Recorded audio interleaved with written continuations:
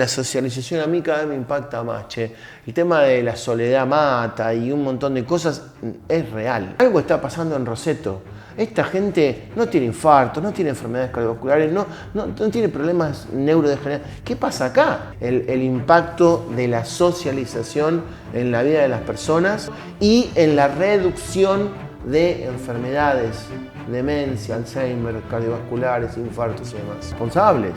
Y tenemos que hacer mejor. Entonces, si vos sabés mejor, pero no lo haces, ahí estamos un poco entrando en una cierta falta.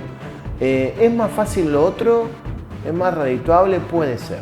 Como un poco ligado a esto, es nuestra responsabilidad irnos adaptando a los cambios. Así como los tejidos se deben adaptar a una demanda, cuando uno los somete a un proceso de rehabilitación, nosotros nos tenemos que adaptar a los cambios que la investigación va mostrando, y si no nos adaptamos otra vez, estamos en falta y somos responsables. No tengo duda que si hacemos una kinesio basada en evidencia, va a ser una kinesio mucho más simple, mucho más humanizada, pero más simple también, porque vas a poder desechar un montón de cosas que hoy sabemos que no poseen evidencia, que no funcionan.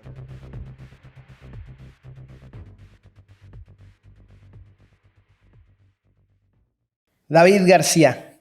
Bueno, David, antes que nada, gracias por estar hoy acá. Te conozco hace mucho tiempo y sos el culpable de que haya empezado a mirar la fisioterapia de otra manera. Qué bien que empezaste, ¿eh? Pero no me quiero adelantar porque quiero que justamente lo cuentes vos con tu experiencia. Sos kinesiólogo, te recibiste acá en Buenos Aires y una vez que te recibiste te tomaste el palo. Pero antes de eso, presentate vos si querés un poquito y contame cómo fueron esos primeros años acá posgrado. Sí, seguro. Te la hago sencilla.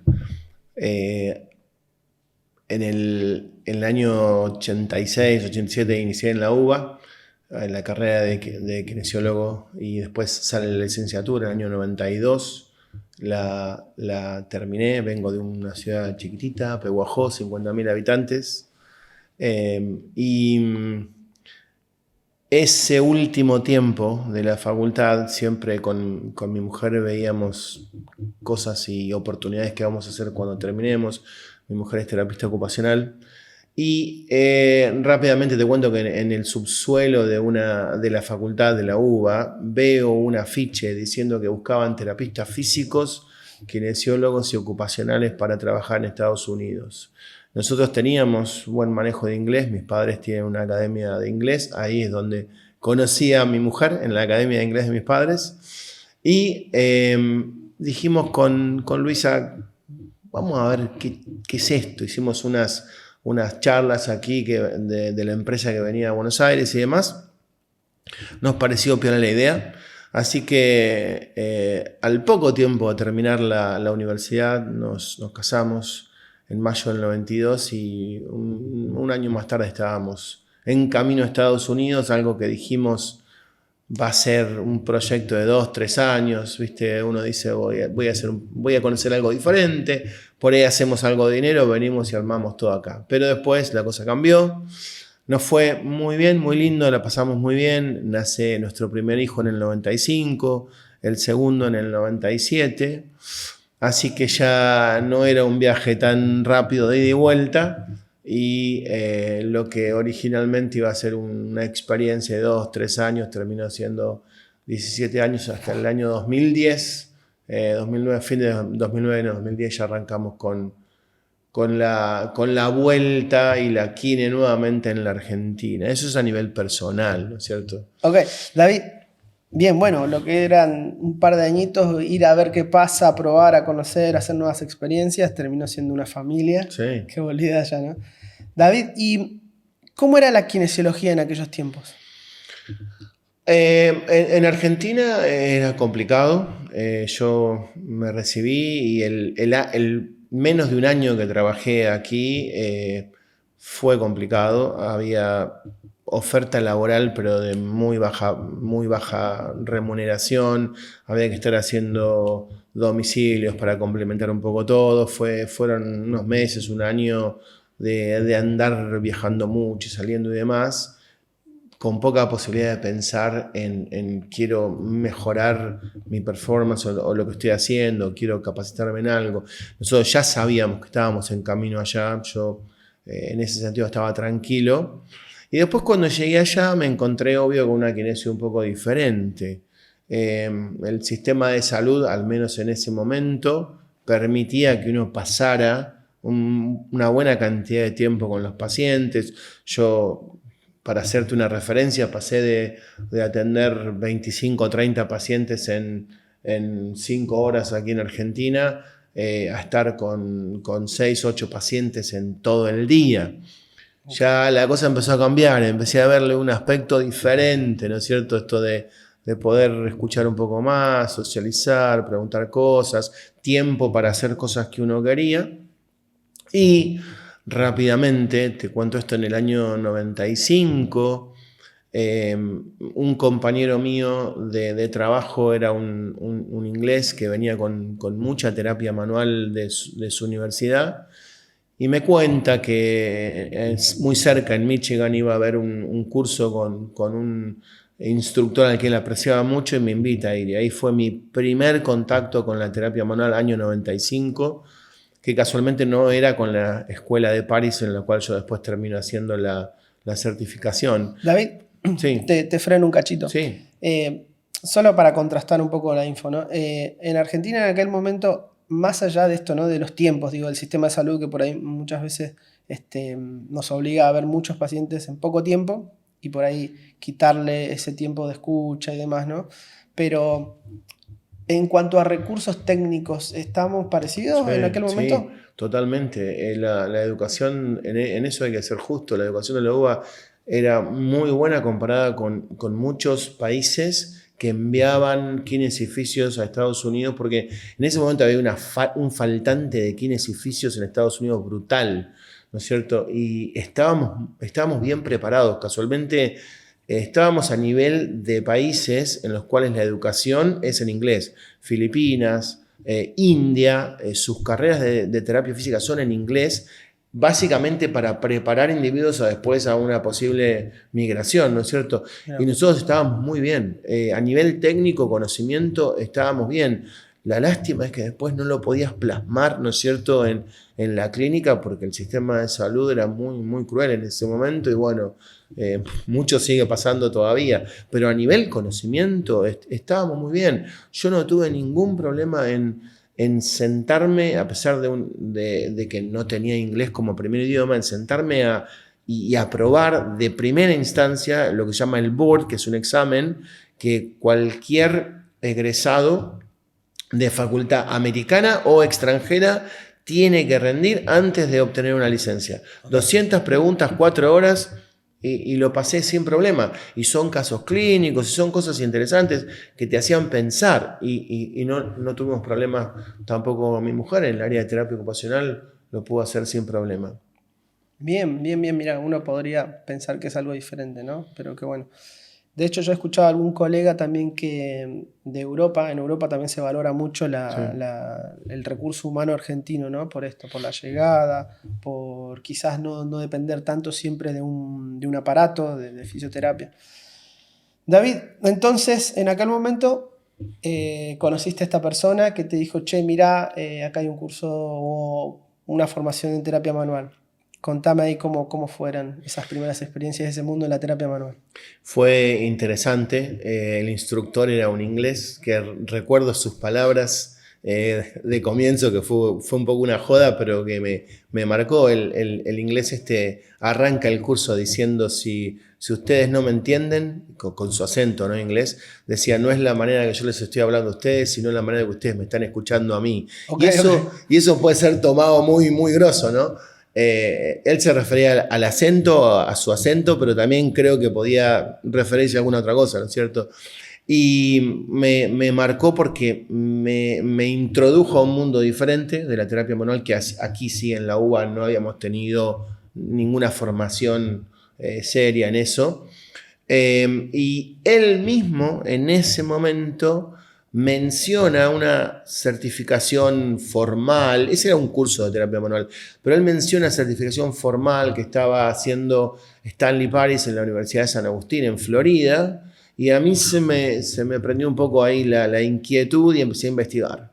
Y ya en el año 96 comencé con esta formación de terapia manual, viajando a distintos lugares para tomar todos los cursos, hasta que en el año 2002 terminé con la certificación, con un examen adelante de Paris, que era para nosotros una estrella de la terapia manual. Obviamente lo sigue siendo, pero bueno, un poco el abordaje o la orientación de la terapia manual de esa época era muy mecanicista. ¿Cómo era el examen? En pocas palabras. El examen era un examen escrito, largo también, con casos clínicos y demás, y vos no sabías si lo habías aprobado o no, pero después pasabas a 6 instructores diferentes que estaban en distintas mesas o camillas, con un montón de tarjetas boca abajo. Entonces vos sacabas 1 o 2 tarjetas con cada instructor y tenías que demostrar la maniobra que a vos te tocaba, básicamente. La parte clínica ya estaba desarrollada en el examen escrito. Ahí venía la parte práctica, ibas pasando en diferentes estaciones, dabas vuelta a tarjetas, lo que te tocaba tenías que demostrarlo frente al profesor. Okay. O sea que la evaluación práctica era netamente técnica. Técnica era puramente, sí. ¿Y estaba centrado ¿qué? En cómo posicionabas la mano? En tu posición, en la mano, en la especificidad de la maniobra, algo que hoy sabemos que ha cambiado muchísimo, ¿no? Más con la mirada más biopsicosocial, pero era toda una cosa muy mecanística o mecanicista, ¿no? Y sí, miraban tu mano, tu posición, la posición del paciente, la fuerza y todo eso que hoy... ¿Se crujía? ¿Era importante? Sí, a ver, no era un requisito para pasar, pero sí estaba bueno si pasaba, ¿no? Sumaba un punto. Sumaba un punto en la... Y bueno, un dato de color, yo frente a Stanley Paris cometí una falla en una de las 2 maniobras de columna cervical, no le gustó mi posición y me reprobó en esa maniobra, la tuve que volver a rendir unos pocos meses más tarde, tuve que volver a dar la región cervical con él. Pero te reprobó por lo técnico. Sí, por lo técnico. Porque tu examen... No, mi examen clínico y escrito estaba bárbaro. O sea, había más relevancia, se le daba más peso a eso. En ese momento yo no obtengo la certificación porque fallé en el módulo de cervical, ¿no es cierto? Entonces, en números así, para darnos una idea, ¿cuántas técnicas tenías que saber? 250. Eso sí, eso es clarísimo. Nosotros teníamos que saber, tener 250 maniobras que estaban muy detalladas cuáles eran. No sabías cuál te iba a tocar, pero tenías que saber 250. Porque vos venías y dabas vuelta la tarjetita, algo todo muy simple, ¿no? En esa época, año 2002, dabas vuelta la tarjetita y ahí la maniobra que te tocaba la tenías que reproducir. A Paris no le gustó una maniobra mía en la región suboccipital y me dijo que me esperaba de vuelta para la certificación. Entonces, unos 3 meses más tarde, te cuento que esto es lindo, agarré el auto desde Indiana y me fui. Increíblemente, te voy a contar por qué me fui en auto. Porque esto fue un tiempo después del 11 de septiembre del 2001 y había todo como una fiebre de los aviones y demás, y en ese momento yo dije, estoy para viajar, pero estoy para viajar en auto. Así que me agarré el auto solo y me viajé como 25 horas hasta San Agustín. ¿25 horas? Sí, llegué un viernes a la tarde y estaba en proceso la próxima certificación. Y Paris anuncia delante de un grupo de gente que yo venía a dar la parte cervical que me faltaba y que necesitaba un modelo para mis técnicas. Así que me hace hacer 3 o 4 maniobras y tuve el honor de que Stanley Paris anuncia: aquí tienen un nuevo certificado en terapia manual, adelante de todo un grupo, y bueno, ahí me aplaudieron un poco. Fue un lindo momento que a uno le queda en la memoria, ¿no? Casualmente esa noche terminé comiendo en los Stanley Paris en su lugar porque había invitado a algunos profes y demás, y yo estaba ahí, tuve la chance de estar con Paris. Paris jorobaba que su ciudad es de Nueva Zelanda, era la ciudad más austral del mundo. Yo le decía que nosotros teníamos la ciudad más austral del mundo, Ushuaia. Así que abrimos el globo terráqueo que él tenía en su casa, lo miramos y bueno, ahí hubo un poco una discusión. Él insiste que es la ciudad de él, pero nosotros creemos que es Ushuaia. Bueno, pero ellos vienen acá a visitar y vienen al fin del mundo. Sí, correcto. Turísticamente. Correcto. Bueno, David, bueno, la verdad que esto que contás, ¿no?, de la terapia manual, a mí me pasó, salvando las distancias. Estudié acá en Buenos Aires, pero bueno, hice mi formación en osteopatía de 5 años. Y al final de la cursada el examen era similar. Teníamos un caso donde teníamos que hacer una cadena lesional y explicar qué es lo que pasaba en cada cosa. Y después, cuando pasabas ese examen, también el examen era netamente práctico. O sea, no tenía nada que ver con el caso que nos había tocado, sino que rendíamos algo práctico, netamente práctico. Pero acá el tema es que estábamos en 2018. Y ya para ese entonces había mucha información, que obviamente, claramente, yo no la sabía, ¿no? Bueno, nada, solo para cerrar este tema y dejarlo ahí como incógnita, porque después quiero abordar otro tema. ¿Cuándo te volvés de Estados Unidos a Argentina? Otra historia interesante, con mi mujer y bueno, ya... ¿Cuándo y por qué? Sí, en el año 2009 inicia el proceso de vuelta. Ya mis chicos eran grandes, creo que tenían 14 y 12 años. Y una noche nos estábamos preparando para salir con mi mujer a cenar y mi mujer me tira: che, David, ¿y qué te parece si nos volvemos? Y yo le dije: Luisa, ¿de qué me estás hablando? Pero yo sabía que la idea era la vuelta a la Argentina. Y me dice: dale, vos ya sabés de qué te hablo. Y digo: bueno, déjame pensarlo. Pero yo algo adentro me decía que estaba bien, habíamos estado un tiempo largo allí y demás. Queríamos también hacerle conocer a los chicos algo diferente. Y bueno, y planeamos un regreso que llevó más o menos 9 meses, si no recuerdo mal. Y iniciamos el retorno con un contenedor que viajó por barco y tardó como 2 o 3 meses para traer nuestra casa, a pesar de que la casa sigue estando allí, no la hemos vendido, está alquilada, pero trajimos todas las pertenencias y demás, nos trajimos como la vida de casi 20 años para acá. Después muchas cosas no las usamos y decís: ¿para qué pagamos tanto dinero en traer un contenedor, no? Pero bueno, ahí iniciamos nuestro retorno y sabíamos, eso sí, que iba a ser en nuestra ciudad, en Pehuajó, ¿no? Que es donde un poco abrimos una clínica / gimnasio que después fue creciendo. Y hoy Valpo es un lindo lugar. Valpo es en referencia a la ciudad donde nacieron nuestros hijos allí en Indiana. Mira, así que hoy Valpo está bien, creciendo con distintos profesionales y profes y kines y trabajando bien. Genial.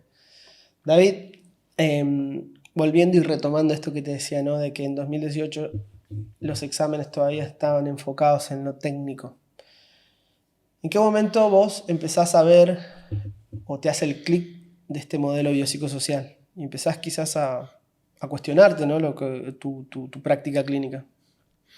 Mira, si yo te digo que el primero que me movió un poco la cabeza fue Greg Lehman, quizá te estaría mintiendo. ¿Por qué?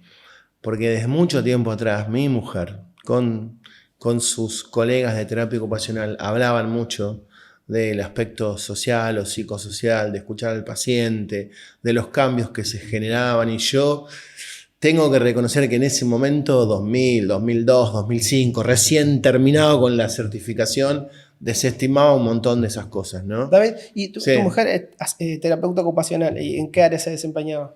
Sí, en rehabilitación más musculoesquelética, pero también orientada a neuro, sí, ¿no es cierto? Porque te interrumpo, perdón.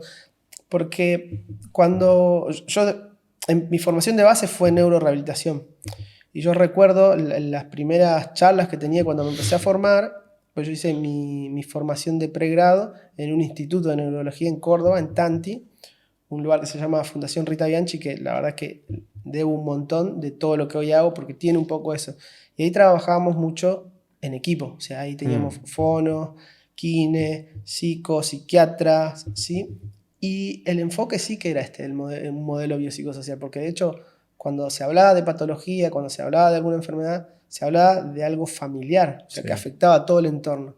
Y muchas veces cuando nos hacían, o a mí me hacían practicar las evaluaciones y demás, en el objetivo de tratamiento, nos hacían poner 2 objetivos, el kinésico y el familiar. Que es lo que... Entonces, después cuando yo te empiezo a escuchar a vos, empiezo a escuchar esto y me empieza como a encajar un poco más a todo lo que yo venía aprendiendo, que era más técnico, que era la terapia manual y la camilla. Pero bueno, te dejo seguir. Sí, no, totalmente, yo comparto. Más te digo, cuando yo empecé a dar cursos en Argentina, 2010, 11, 12, mis cursos también todavía eran bastante técnicos y mecanísticos, ¿no? Y cuando después empiezo a contarle a mi mujer las cosas que había introducido dentro de los cursos de estos psicosociales, de la escucha activa y compartir y demás, me dice, yo te lo dije hace 20 años. O 15 en ese momento, ¿no?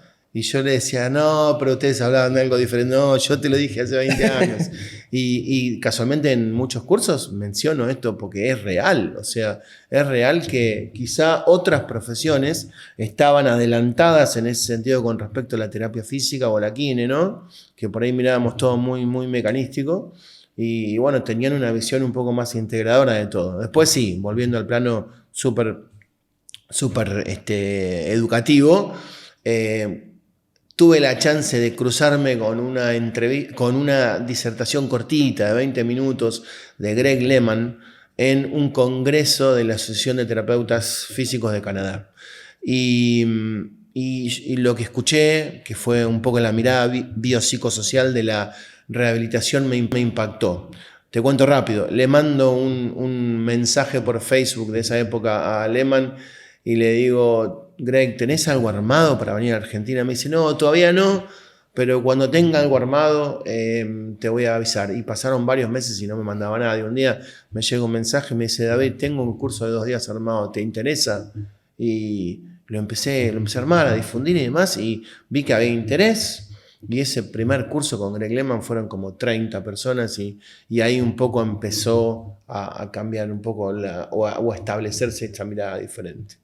Después vinieron muchos, Chris Johnson es un genio, Ben Cormack es un tipo que también impactó muchísimo, hay unos cuantos americanos y yo mismo me di cuenta, te lo termino acá, que fui modificando no solo lo que yo hacía en la clínica, sino en mis cursos, sino que también empecé a buscar gente para traer de afuera que un poco siguiera con ese criterio.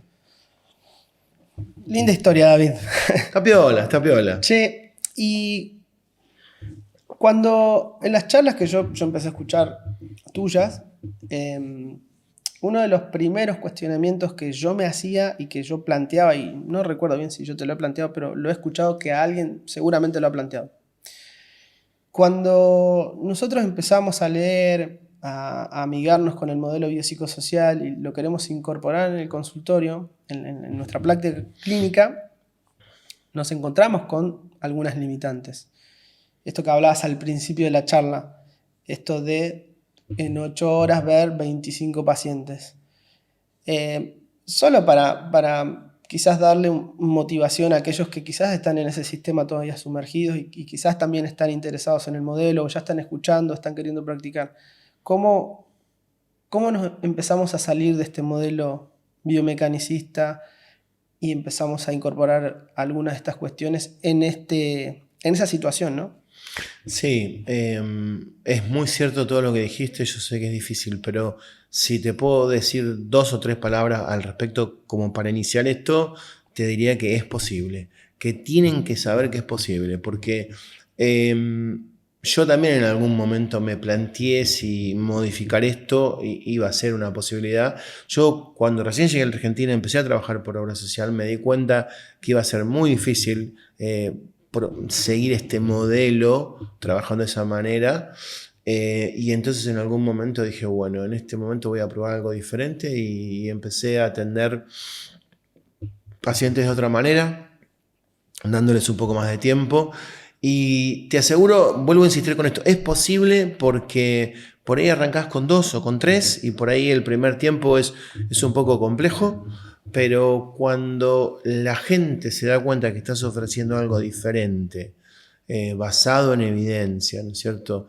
Y comienzan a comentar eso en sus círculos, después la progresión de ese modelo es inevitable. O sea, vas a tener más y más gente a punto tal de que quizá tengas que decir, bueno, hasta aquí llego yo, porque hoy por hoy te podría decir que no tengo duda que haciendo las cosas de esa manera cualquier kine va a tener una cartera de clientes o de pacientes que no le va a faltar nada, eso seguro.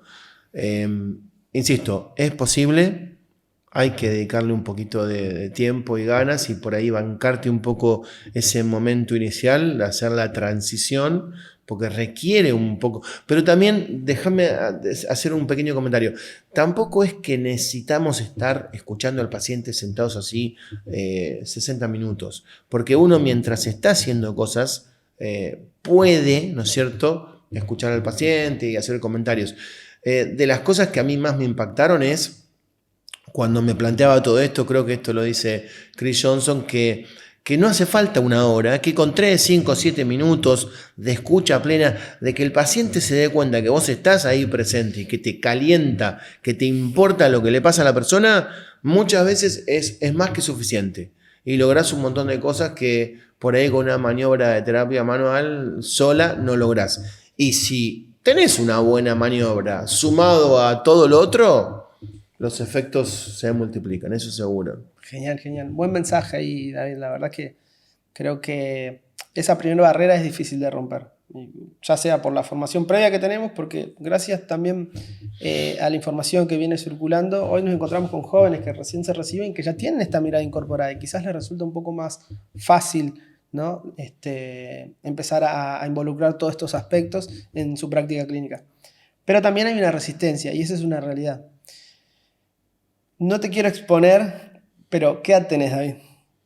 ¿Qué edad tengo? 55 años. Ok, y has atravesado estos cambios de la kinesiología. Sí, sí. Y te pregunto la edad más que nada para esto.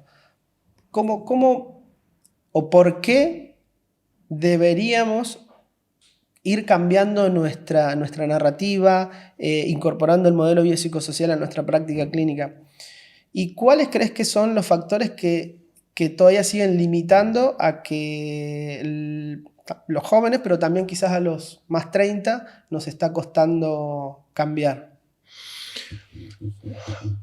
Voy a arrancar por la segunda parte de la pregunta, los factores que hacen que por ahí la gente no decida este cambio o el profesional. Creo que uno de los grandes factores es el factor económico, pero no es porque no pueden, es porque le tratan de buscar la vuelta a la kinesio con alguna cosita mágica, milagrosa, algo que llame la atención, maquinita, agujita, ventosita y demás. Guarda, no estoy diciendo que en algún caso no pueda ser utilizada, pero buscan la salida un poco sencilla, fácil, por ese lado, sabiendo que hay un montón de cosas que se pueden cobrar de otra manera, porque mostrás que hiciste una capacitación o certificación y demás. Y en parte es por eso y en parte somos responsables de que eso pase, porque a mí me encanta esta frase de Karel Levitt que decía que él la toma también de gente de arriba, ¿no? Que él decía que tenemos que hacer lo mejor que sabemos hasta que sabemos mejor, pero una vez que sabemos mejor ya somos responsables y tenemos que hacer mejor. Entonces, si vos sabés mejor, pero no lo haces, ahí estamos un poco entrando en una cierta falta, ¿no es cierto? ¿Es más fácil lo otro? ¿Es más redituable? Puede ser.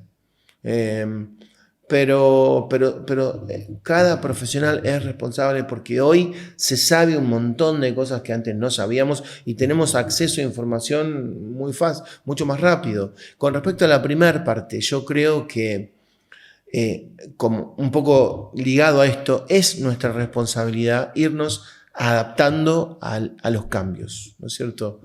Así como los tejidos se deben adaptar a una demanda, ¿no es cierto? Cuando uno los somete a un proceso de rehabilitación, nosotros nos tenemos que adaptar a los cambios que la investigación va mostrando, y si no nos adaptamos otra vez, ahora estoy hablando de nosotros como profesionales, no adaptándonos a cambios que sabemos que están ocurriendo en el campo profesional. Estamos en falta y somos responsables. Nos puede doler mucho, sí. Vos decías, dejás un montón de dinero por un lado, porque hiciste capacitación, yo también, de cosas que quizá no usemos todo lo que invertimos, pero es nuestra responsabilidad, obligación y demás, adaptarnos a eso y decir, bueno, loco, la cosa va por acá, vamos a ir por este lado. Impecable, Fer. Impecable, David. No pasa nada. Fer es un colega amigo nuestro también, así sí, que está bueno que lo hayas traído, está bueno que lo hayas traído a colación. Es que me hizo acordar algunas cositas que decía. Sí, yo creo que es una responsabilidad y sobre todo una obligación como un profesional de la salud, porque nuestra profesión es una profesión que está involucrada en una facultad, en una escuela de ciencia, y la ciencia avanza, y creo yo, por ahí parafraseando a algún colega que he escuchado decir esto, ¿no? Que la ciencia o la medicina o la salud basada en evidencia te libera de un montón de cosas, te libera de dogmas, de no seguir repitiendo eso que lo tenés ahí arraigado y que quizás nos cuesta soltarlo por intereses, por dinero invertido y demás, ¿no? Pero la ciencia sí que también te libera y te hace libre, porque el día de mañana cambia y no hay ningún problema. Sí. Porque no estás casado tampoco con ninguna marca, con ningún concepto, ¿sí? Simplemente va avanzando, y el día de mañana quizás lo que hoy dijimos, lo que nosotros predicamos o lo que practicamos en nuestra práctica clínica va a cambiar y no va a haber ningún problema en cambiar. Sí. Entonces, sí, tenemos que estar abiertos a eso, a ese posible cambio, ¿no?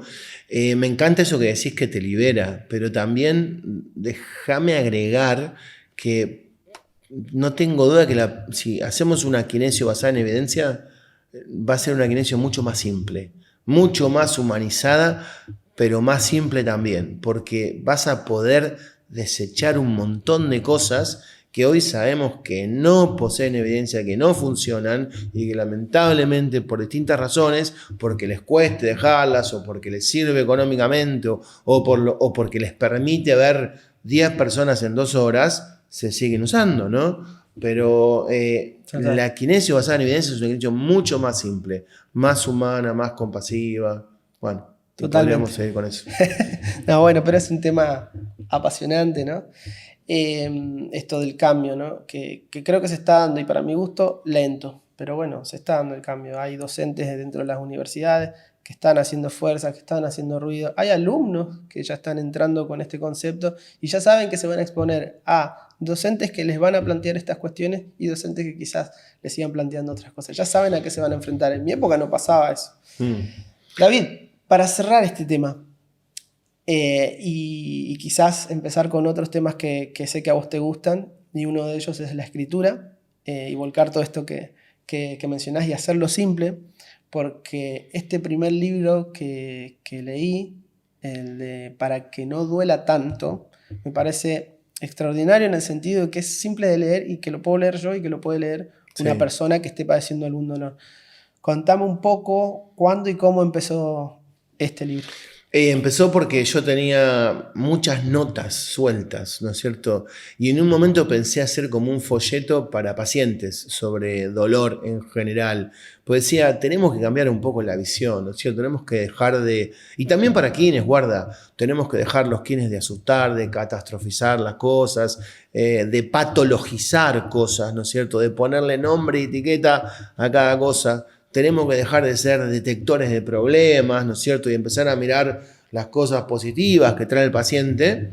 Entonces me encontré con un montón de notas y digo, ¿qué hago con esto? Saco un folleto y después dije, no, pero pará, por ahí puedo hacer un pequeño librito que sirva para quienes, porque creo que hay información que puede orientar o acomodar un poco las cosas en la cabeza de un kine, pero también que sirva para pacientes. Y la realidad, déjame decirte que se han vendido como más de 2.500, 2.800 copias, muchas de ellas digitales, pero hemos hecho una impresión de arriba de 1000 ejemplares y es interesante, físicos, ¿no es cierto? Sí. Es interesante que un tema que por ahí tenés un mercado un poco más chico por el tipo de tema que tratás, haya generado tanto interés. Mirá vos, David, porque vos sabés que yo, siendo prejuicioso, para mí no había llegado tanta gente.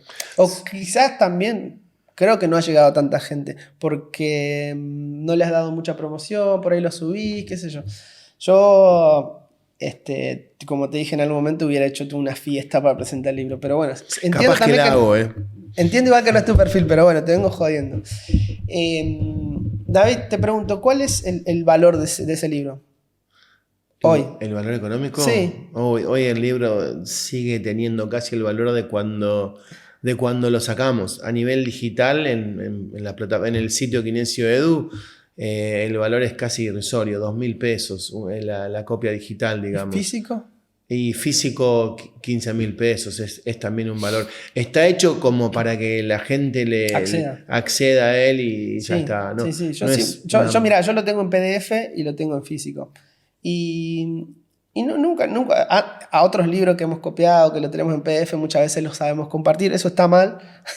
Pero a tu libro no, le digo, che, no, compralo, porque es económico. Y de hecho me atrevo a preguntártelo acá en cámara, porque sé que es económico y que ese es el objetivo. Así que nada, el que esté viendo ahí, totalmente. Después ponemos las referencias abajo y demás para que lo puedan chusmear. Pero la verdad que es una herramienta muy buena. Yo se la suelo dar a los pacientes lo leen, después vienen al consultorio y me dicen, che, Roma, estuve leyendo, la verdad que esta historia me pasó lo mismo. Y te cuentan, volcada su experiencia propia, su historia, te cuentan quizás algo diferente, pero que se sienten identificados. Sí. Entonces, para esto que nosotros hablábamos cuando intentamos explicar el dolor, creo que es un reforzador muy, muy, muy lindo. Claro, ese libro está llevado así al público general con historias, ¿no? Y metáforas, y me parece que, no sé, a veces, te voy a confesar algo. A ver. Una vez escuché a Tom Petty, un músico americano, después de sacar un disco que se llamaba Wildflowers, decir que tenía temor, mirá lo que te voy a contar, decir que tenía temor en sacar un nuevo CD, porque él había escrito este Wildflowers en un rapto de inspiración y eso, y tenía mucho miedo de que sus próximos discos no tengan el nivel de Wildflowers. Y yo te tengo que confesar que estoy conforme con el producto que salió, porque mucha gente me ha enviado mensajes, che, me gustó esta historia, me hizo ver esto, la metáfora, esto y lo otro. Y ahora tengo un desafío con este segundo libro que estoy tratando de terminar, que es más de dolor lumbar, es un poquito más específico, de hacerlo entretenido, metafórico y con historias, tanto como lo fue el primero, porque quiero algo a su vez que entretenga también y que por ahí te toque un poquito, ¿no? Te haga pensar, te llegue un poco a las emociones y demás. Pero no quiero que sea un libro, este segundo, puramente técnico, como no lo fue el primero, ¿no es cierto? Es una mezcla de algo de técnico, de información, con historias y metáforas. Bueno, estoy tratando que este libro sea parecido y estoy empezando a buscar ayuda con algunos colegas, inclusive te voy a llamar porque necesito un poquito de empuje para finalizar esto. Porque ya estoy pensando en el tercero, que bueno, que tiene más que ver con hábitos saludables, con zonas azules. Para, no sí, te adelante. No me te adelante. Che, no, bueno, de verdad, me parece que estos aportes, y también de esa forma accesible, ¿no? Me parece que suman un montón. Porque muchas veces uno puede hacer algo similar, la verdad que no lo he hecho ni tengo en mente hacer algo así. Pero cuando uno va y dice, che, podría ser interesante esto, y de repente ve los precios y demás, que no me parece que está mal, no lo discuto, pero a veces uno se puede echar para atrás, ¿no? Porque dice, bueno, así como estamos hoy en Argentina, muchas veces tiene que priorizar, ¿no? Algunas cosas. Sí. Entonces este libro me parece que cumple ese objetivo, que básicamente es llegar a la mayor cantidad posible de gente y ayudar sobre todo, ¿no? Espero que, no por participar ni nada en el libro de dolor lumbar, pero sí que podemos hacer algo más, llamar un poquito más la atención cuando salga. Sí, totalmente. Escúchame, mencionaste el tema de zonas azules, pero antes de entrar en eso, sé que tienen un proyecto en conjunto con tu mujer, con Paula Gantús y Mauricio González. Ese proyecto, bueno, habla vos de eso. Ese proyecto se llama Supervida. Okay. Estando en Chile hace un tiempo, en una vacación con mi esposa, estamos los dos un poco interesados con lo que es adultez saludable o vejez saludable, como lo quieramos llamar. No hay que negar que nos estamos volviendo viejos de a poco, ¿no? En algunos casos más rápido. No la presentamos a tu mujer, ¿cómo se llama?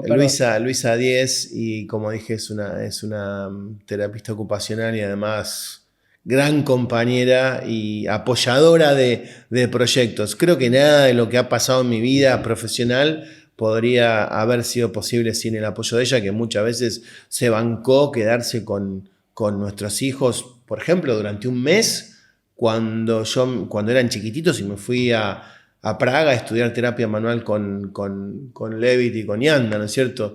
Y así como me bancó en ese momento, también después me ha bancado con los viajes y demás. Así que una mención especial para Luisa. Qué grande. Pero sí, Luisa es parte de este proyecto, trayendo un poco lo psicosocial, ¿no?, de la terapia ocupacional, junto con Paula y con Mauricio, que se llama Supervida. Que bueno, como dije, en una vacación con Luisa dijimos, che, tenemos que empezar a pensar en esto porque nosotros sentimos que tenemos que pensar en esto por nosotros también. Y entonces le dije, mira, estábamos en Chile, le digo, mira, ahora cuando volvamos por Mendoza, así surgió esto, le digo, lo voy a llamar a Mauricio y después que a hablar con Paula, porque yo sabía que Mauricio estaba en Chile, en Mendoza.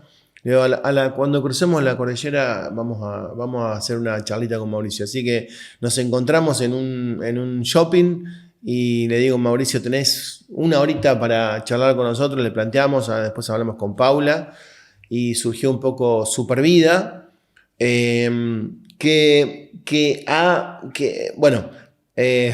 nos falta el empuje de redes también. Mauricio me está empujando para eso y le pido disculpas en vivo a Mauricio, que ya va a venir. Pero estamos logrando cosas interesantes. Inclusive hemos hecho algunos eventos presenciales de 2-3 días, charlas y demás. Bueno, contá eso. ¿De qué se trata? ¿Cómo es el encuentro? A ver, en estos eventos son 3 días de información, compartir. Tenemos charlas de profes de educación física. Mauricio actúa como profe y como kine. Paula está más orientada a lo que es movimiento consciente y demás, algunas técnicas de relajación y de respiración. Luisa aporta mucho desde lo psicosocial y la terapia ocupacional. Charlas también sobre hábitos saludables, zonas azules, Supervida y demás, ¿no es cierto? Tengo una charla que se llama Supervida justamente, y también llevamos nutricionistas, médicos, psicólogos que van aportando un poco, que estén en nuestra misma onda, ¿no es cierto? Pero tenemos talleres de movimiento y un montón de cosas que sabemos que van a contribuir a una mejor vejez o una vejez saludable. Y si a eso le podemos sumar que esto contribuye a que la persona viva un poco más, no solo que viva mejor, sino que viva un poco más, bienvenido sea. Pero tiene un poco esa orientación general, ¿no es cierto? Tirar algunas pautas o información o conocimiento para hacer la adultez de las personas más fuerte, más saludable, ¿no es cierto? Menos frágil. Y si eso se le suman años, bienvenido sea. Genial. Va por ese lado. Bien, me parece la verdad que un proyecto hermoso en el sentido de que muchas veces quizás en la consulta, cuando nos toca hablar con personas, adultos mayores, hablamos de todo esto, ¿no? Mirá los beneficios de esto, de movernos, una alimentación, del descanso, ¿no? Tener un espacio, una motivación, un propósito. Creo que tener una experiencia vivida puede reforzar todo ese mensaje y quizás se grabe mejor, ¿no?, en el cerebro y los cambios se den de una manera más fácil. No sé si se lograron todos, pero seguramente más de uno, esa experiencia vivida creo que puede ser transformadora. David, en Supervida tienen un rango etario, es decir, sí, a mí no me aceptan. Guarda, lo estamos bajando cada vez más. Okay. En realidad arrancamos con un 55 más y después nos dimos cuenta por qué ¿Por qué si personas de 50, de 45 ya pueden empezar a mezclarse con esta información, ¿no es cierto? Y quizá tener más chance de tener una adultez saludable y fuerte y demás. Entonces hoy casi que ya no tenemos límite. Podés venir aún con tus 27, 28 años. Ojalá. Pero no, y déjame decirte algo más que me quedó con esto de Supervida, muy cortito. Hay mucho de hábitos saludables y demás, y un poco información de zonas azules y demás. Y a veces cuando planteamos esto de las zonas azules en los eventos, en las charlas y demás, en los talleres, siempre está un poco el cuestionamiento, bueno, pero viven en una isla en Cerdeña, ¿no es cierto? En Ikaria, en Japón, en Okinawa, Japón, en Ikaria, en Grecia, en Nicoya, Costa Rica, son lugares, viste, con mucha sierra, mar, aire libre y más. Para cerrar, David, Sí. yo te hago la pregunta porque te me adelantaste. Sí. Ustedes en Supervida, bueno, ahora la abrieron, pero era 55 más, Sí. ¿no? Y ahí me lleva a la pregunta esta, ¿no? De las zonas azules en los diferentes países, que estabas introduciendo y hablando de esto, ¿no? Sí. Que se dan en otros países y se han estudiado en otros países. ¿Cómo lo volcamos a este plano? Claro, sí, ese es el punto. Pero no es tan jodido, tan difícil, Román, porque si vos vas a los 4 o 5 pilares de estos lugares, las zonas azules son lugares en los cuales se ha comprobado, a pesar de que hay algún cuestionamiento de algunos científicos y demás, pero no hay nada que diga que no es así, se ha comprobado que estas personas, como te dije, viven en Okinawa, Japón, Icarus en Grecia, en Cerdeña, en Costa Rica y un lugar en Loma Linda, Estados Unidos, viven más años, unos cuantos años más que la norma, ¿no es cierto? De 7, 8, 10 años más. Tienen menos enfermedades cardiovasculares, menos enfermedades neurodegenerativas. Entonces los científicos dicen, che, ¿qué está pasando acá, no? Y las 4 o 5 cosas eran una vida laboral activa, ¿no es cierto? Actividad física, nutrición apropiada, descanso y socialización. A ver. ¿Podemos acceder a eso o no? Sí. No está tan lejos. Ese es el punto. A ver, no es tan difícil hacer algunos cambios en la vida de las personas, aunque no vivas en una zona azul, ¿no es cierto? Y decir, pucha, voy a tomar algo, voy a dormir un poquito mejor, descanso. Yo soy el primer culpable. En mi época de mayor cuidado de los chicos y mucho viaje, mucho curso y demás, estaba durmiendo 5 horas y media, a veces 6 horas, terminé con 3 neumonías en 1 año y medio. Digo, el cuerpo a veces te habla, ¿no? Me acuerdo de un médico que pasó por la habitación y me dice, guarda porque el cuerpo te está diciendo algo. Yo ahí lo tomé medio en joda. Y después vino la segunda neumonía y después vino la tercera, todo en un tiempo muy corto. Digo, si no hago algo acá, exploto. Descanso, nutrición, actividad física, vida laboral activa y déjame el último, socialización. Vos sabés que esto de la socialización a mí cada vez me impacta más, che. El tema de la soledad mata y un montón de cosas es real. Pero déjame compartirte un estudio que a veces... Vaya la gente habla. Sí, lo escuchamos en lo de las zonas azules, ¿no? Hay un pueblito en Pensilvania que se llama Roseto. Y hay unos investigadores que después de muchos años concluyen o confirman el efecto Roseto. ¿Qué pasa con este pueblito? 1.500 habitantes. Es un pueblito puramente de inmigrantes italianos después de la Segunda Guerra Mundial. Se van a trabajar a fábricas y demás. El médico de este pueblito en los años 60 identifica que en Roseto se moría menos gente de enfermedades cardiovasculares, de enfermedades neurodegenerativas y demás. Llama a unos investigadores y les dice, de Stanford, y les dice, algo está pasando en Roseto. Esta gente no tiene infarto, no tiene enfermedades cardiovasculares, no tiene problemas neurodegenerativos. ¿Qué pasa acá? Y empezaron a investigar la genética, ¿no es cierto? Y dijeron, sí, son europeos, pero hay muchos italianos alrededor y mueren tan rápido. La actividad física o vida laboral activa, sí, pero los demás también. Actividad física, sí, pero no era más que la norma. Nutrición. Dieta mediterránea, uno de los puntos claves de zonas azules, ¿no? Sí, seguro, dieta mediterránea bárbaro, pero los otros italianos que viven a 50, 80, también. ¿Qué pasaba en Roseto? ¿Qué pasaba en Roseto? El punto clave era que estos italianos viviendo en esa comunidad chiquitita habían mantenido las costumbres que tenían en Italia. Tenían encuentros con sus amigos, con sus familias, reuniones, bailes, charlas de café, un montón de cosas se reunían los viernes, los sábados. Los abuelos vivían en las mismas casas que los hijos y que los nietos. Eran como 3 generaciones en una sola casa. Y se compartió un montón de cosas y dijeron, pucha, socialización, ¿no es cierto? Y todo esto empezaron a investigar distintas cosas y después hay un estudio que se llama Roseto 25 años más tarde y lo que empiezan a ver que como ya había hijos y nietos que habían empezado a nacer en Estados Unidos, las costumbres habían empezado a cambiar, ya no eran tan sociales y empiezan a tener más enfermedades pareciéndose más a los pueblos alrededor. Las nuevas generaciones no mantenían esas tradiciones. Las nuevas generaciones empezaban a no tener ese efecto protector de lo que es la socialización, ¿no es cierto? Wow. Así que hay 4 o 5 estudios en PubMed sobre el efecto Roseto que son súper interesantes. En algún momento se cuestionaba que los datos técnicos no eran tan claros, pero hoy, no sé, 60 años más tarde, el efecto Roseto sigue estando fuerte. El impacto de la socialización en la vida de las personas, ¿no es cierto? Y en la reducción de enfermedades, demencia, Alzheimer, cardiovasculares, infartos y demás. David. Eso me lo enseñó mi mujer hace más de 20 años y yo no le creía. O sea que hoy te puede decir ella, te lo dije. Pero sí, no. Y me lo dice. Me lo recuerda mucho. David, muchas gracias. De verdad. Dale. Gracias a vos por la oportunidad. Muchas gracias. Gustazo. Che, de verdad, gracias. Está, qué grande. Salió súper Me relajado. encantó, no hay nada que cortar acá. ¿Te gustó acá? Sí, no hay nada que Salió cortar. súper relajado. Sí. Es que el Me tema, encantó, ¿no? ¿sabés que estoy por tomar un curso cagate de risa? ¿Sabes de qué? De contar historias.